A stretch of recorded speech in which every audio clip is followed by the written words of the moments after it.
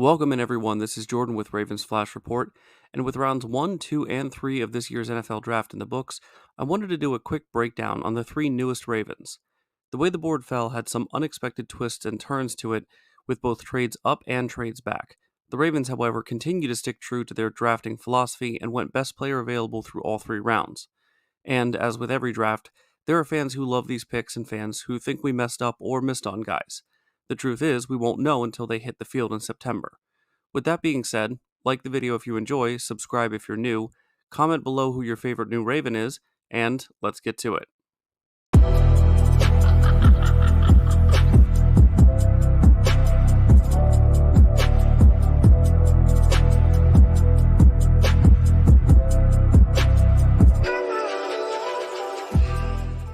Although it's impossible to know where players were on the Ravens board, I think it's very likely that these two things were true. First, all the offensive tackles the Ravens would have taken were gone before 30, and second, they did not expect Clemson cornerback Nate Wiggins to still be there. Now, I realize that both those statements can't be proven, but come on. You can pretty much put money on the Ravens taking a tackle like Mims, Latham, or possibly even Morgan if they're there. And while some people are justifiably nervous about Nate Wiggins' weight, let me assure you that the trainers and nutritionists employed by the Ravens will take care of that in the best and healthiest way possible, of course. But let's now turn our attention to who Nate Wiggins is and what he brings to Baltimore as a player.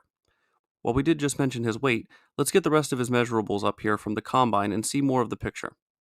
I have seen him listed at 6'1 and 6'2, but the bottom line is he's tall enough, and with the second fastest 40 at the combine, we know he's going to be able to stay with the receiver no matter who it is or where they line him up.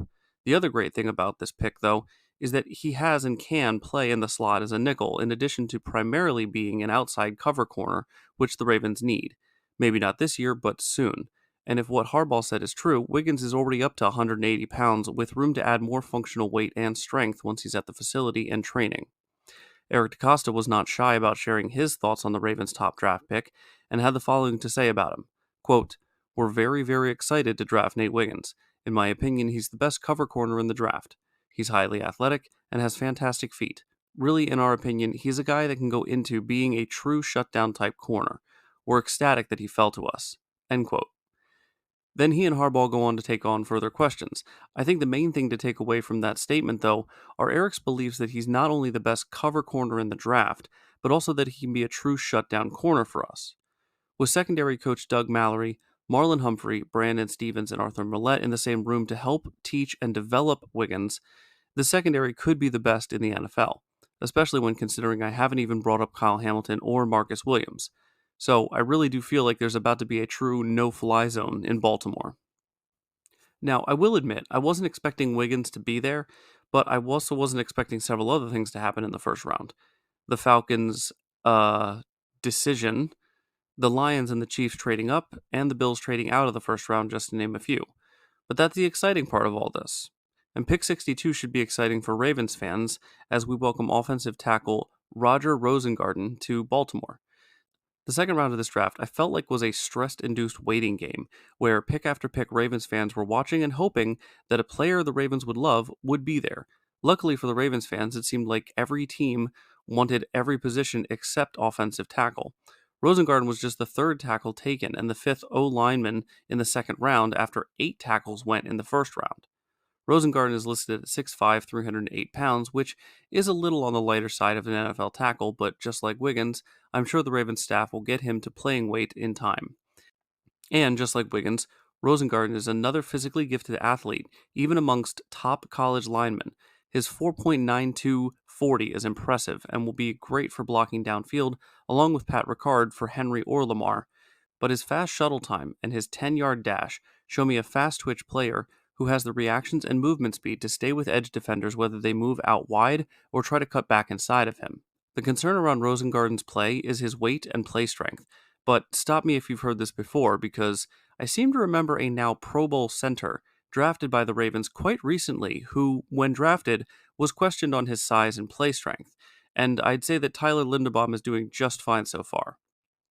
Now, of course, I understand that not all offensive line positions are the same, but I would much rather take a smooth and fluid tackle with good feet and good technique early on in his development who needs to put on some weight and hit the gym a bit more then a big, strong, slow tackle that can't get outside, or if they can, they can't get back inside on a counter move. You can't coach fast, but you can almost always improve your play strength. The Ravens have very few holes that they've needed to fill this offseason despite losing some key contributors, and right tackle was up there as one of the biggest needs. I was a bit worried when we passed on picking up someone in the first round or not trading up in the second, but then that's why I'm here and Eric DaCosta is the one making the calls. Sure enough, not only does a right tackle fall into our lap, but it's a guy who can start day one in the position of need and even rotate just in case he's not quite ready with Faalele and Makari. I think this pick is another good mixture of best player available and filling a need. Round 3 started with a lot of good players I would have loved to see become Ravens coming off the board, but lo and behold, another need / best player available falls to us again. At pick 93, the Ravens chose edge Adisa Isaac out of Penn State to add both some youth and some depth to what is already a pretty young group outside of Kyle Van Noy. Most sites and boards I've seen have Isaac as a second round talent and an early third at the latest. So, like I said, we still fill a need at edge, and we get a great player to fall to us that has great skills that apply to what the Ravens already want to do, and they can use and develop him early on. While Isaac certainly is an edge rusher, he's actually a bit better at stopping the run, which, after losing Clowney in free agency, was an aspect I was going to miss a lot from having him here, and now we potentially have a fix to that. Having said that, Isaac isn't going to blow anyone away with his athleticism, as he is good in some areas and a bit lacking in others. His height and length are fine, but just like Wiggins and Rosengarten, he's going to need to hit the gym and the cafeteria, because 247 is not going to cut it in the league, especially considering he isn't a speed demon with a 4.74 40. He also isn't going to simply bull rush his way to the quarterback either with only 20 reps on the bench. Isaac is going to have to work on those areas for sure, but where he is good and a bit lucky is his technique and versatility.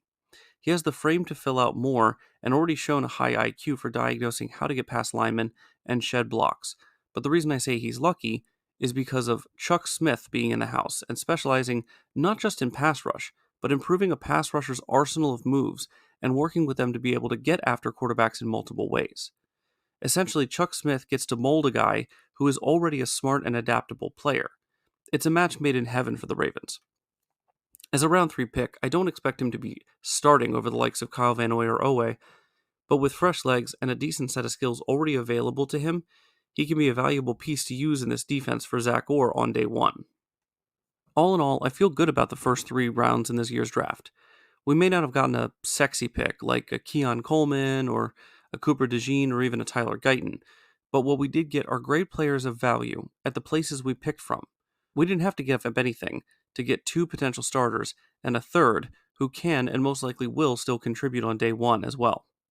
Let's face it, the Ravens are a victim of their own success, because if they were a bad team, they would be able to pick earlier and hit on some of those big name prospects. Instead, we pick as the third to last team in each round because, boo-hoo, we're actually a good team. Tell me, would you guys rather be the Commanders? I wouldn't. How about the Bears?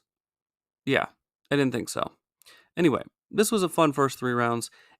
I'm also very interested to see who the Ravens bring in as potential undrafted free agents, which I have already discussed some options that might be there at the end of the draft.